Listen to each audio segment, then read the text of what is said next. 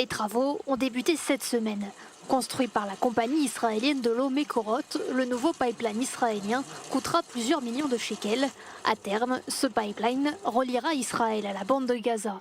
Il servira à acheminer de l'eau douce vers ce territoire en passant par le conseil régional d'Eshkol, puis grâce à sa connexion aux infrastructures gazaouis.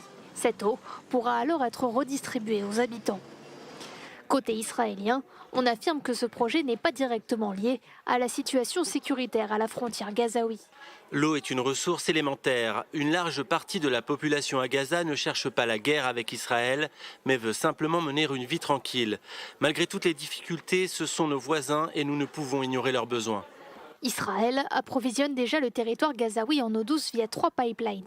Un transfert de plus de 10 millions de mètres cubes d'eau par an. Mais dans la bande côtière, 97% de l'eau aujourd'hui, puisée dans la nappe phréatique polluée, n'est pas potable. Une situation qui expose les habitants à des maladies graves, parfois même mortelles. Dans le cadre des récents accords de cessez-le-feu acceptés par Israël et le Hamas, Israël a promis d'aider à l'approvisionnement en eau et en électricité de la bande de Gaza. Cette phase débute ce lundi, indique le Hamas.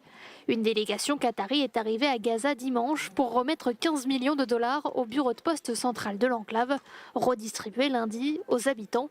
En plus de ces 15 millions de dollars transférés à Gaza, 10 autres millions de dollars ont été payés à Israël pour l'achat de carburant, afin de faire fonctionner la centrale électrique de la bande côtière.